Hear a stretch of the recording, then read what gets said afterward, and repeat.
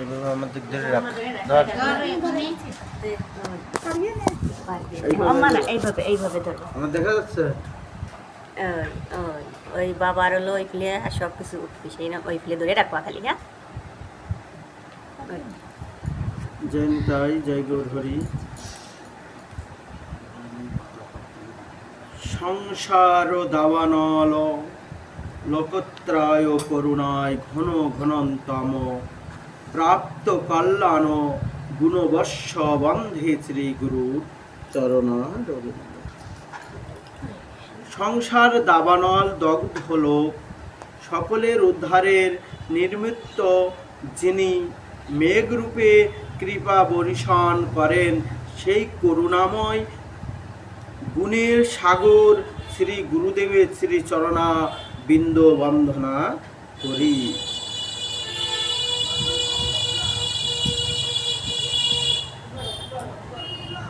মহাপ্রভু কীর্তন নিত্য গীত বাদ্র মদোৎস রসে রোমাঞ্চ কম্পিত তরঙ্গ তরু বন্দে শ্রী গুরুর চরণারবিন্দ। শ্রী গৌরাঙ্গ সংকীর্তন নিত্যগীত বাদ্য, যিনি উত্তম এবং রস আস্বাদন হেতু যাহার দেহে পুলকিত কম্পিত নয়ন অশ্রুধারা প্রবাহিত হইয়াছেন, সেই গুরুদেবের শ্রী চরণাবিন্দ বন্দনা করি। শ্রী বিগ্রহ নিত্য নানা শৃঙ্গার তন্ময়াধি মার্জনাধি যুক্তষ্ট ভক্তসু নিযুক্ত হেপি বন্ধে শ্রী গুরুর চরণারবিন্দ। যিনি নিত্য শ্রী বিগ্রহ আরাধনা নানাবিধ বেশ রান্না শ্রী মন্দির মার্জনাদি সেবা কার্যে এবং নিযুক্ত থাকেন, তিনি ভক্তগণের নিযুক্ত থাকেন, সেই শ্রী গুরুদেবের চরণাবৃন্দ বন্দনা করি। শ্রীমদ্ ভাগবত প্রসাদ যস্য কৃষ্ণান্ন হরিভক্ত সগণ্য কৃষ্ণ তৃপ্তি ভজচ্ত সদেব বন্ধে গুরু চরণারবিন্দ। যিনি সর্বদা ভক্তগণের সুস্বাদিত অন্ন সমোহিত চতুরিত সোৎসলহ পেই শ্রীমদ্ ভাগবত মহাপ্রসাদে পরিতৃপ্ত রূপে ভজন করাইয়া পরমানন্দ লাভ করেন, সেই গুরুদেবের শ্রী চরণাম বিন্দ বন্দনা করি।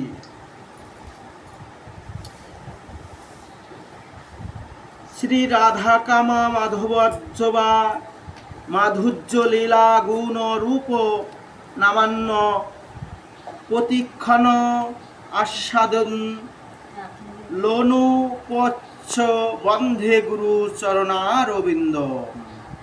যিনি রাধা মাধবের অপার মাধুর্যময় লীলা রূপ গুণ নাম সংকীর্তন আস্বাদনে সর্বদা লাজ্জিত, সেই গুরুদেবের শ্রী চরণাবৃন্দ বন্দনা করি।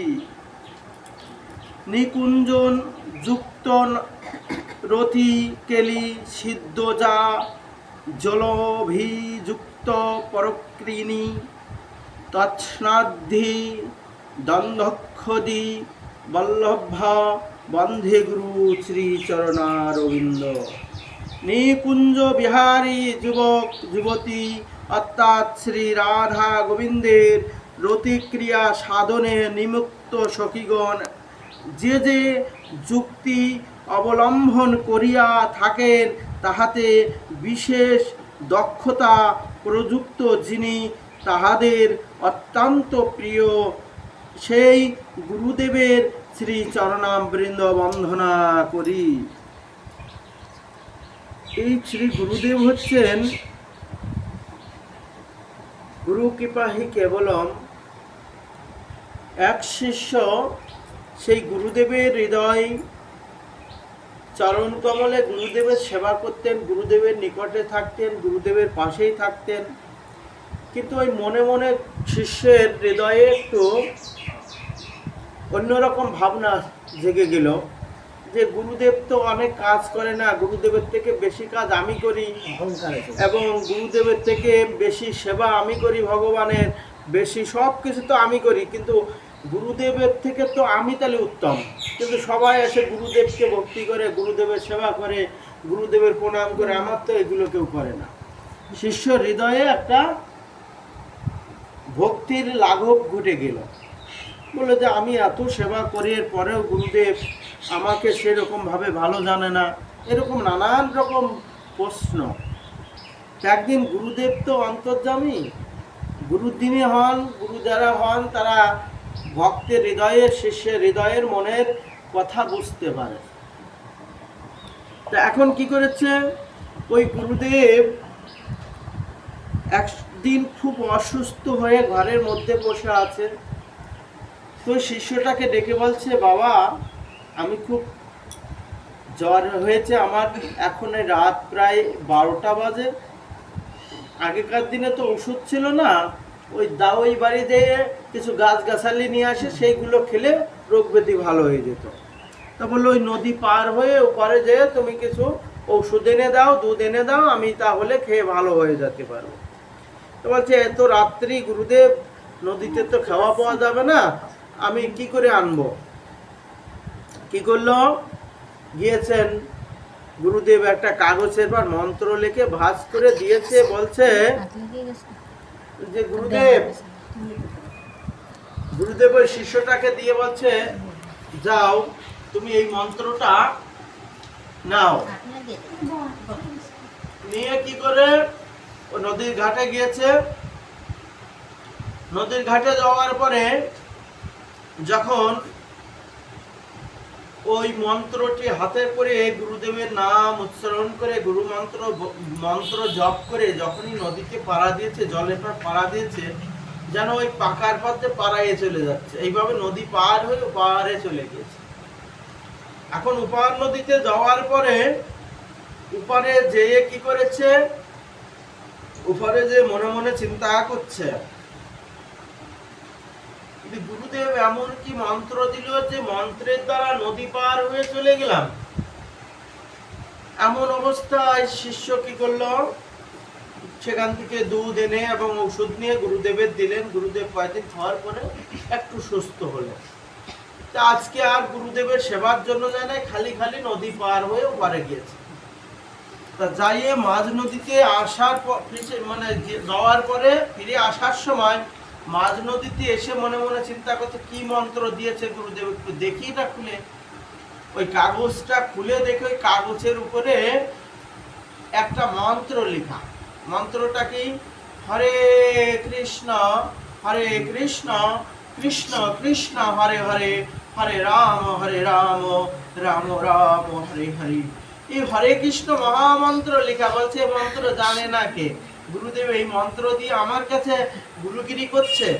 অগাধ, ওই যে গুরুদেবের প্রতি অগাধ অবিশ্বাস জন্মে গেল, অগাধ সমুদ্রে জলে ডুবে যাচ্ছে। তখন বলছে, হে গোবিন্দ রক্ষা করো, হে গোবিন্দ তুমি বাঁচাও। কারণ শাস্ত্র বলছেন কৃষ্ণ রুষ্ট হলে গুরু রাখিবারও পারে, কিন্তু গুরু রুষ্ট হলে কৃষ্ণ রাখিতে নারে।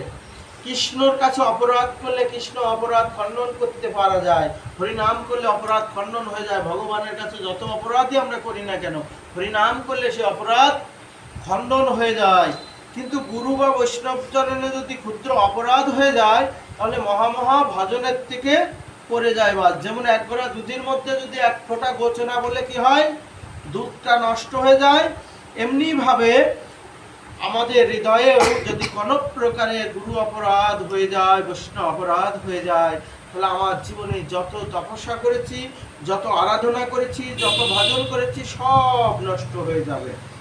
তাই বলছে কি করলো, অগাধ জলের ভিতর যখন ডুবে চলে যাচ্ছে, শেষ খেলে যখন ডুবে দুই কোয়ার বেশি আছে, বলছে গুরুদেব আমি নয় অবুঝ, আমি নয় অপরাধ করেছি, তুমি আমার একটু কৃপা করলে না, হে গুরুদেব তুমি রক্ষা করো। তখন ভগবান গুরুরূপে ভুবনে প্রকাশ হলেন, গুরুরূপ ধরি মহিমায় গুরু কৃষ্ণ এক করে জানি। গুরুদেব অন্তর্যামী ভগবান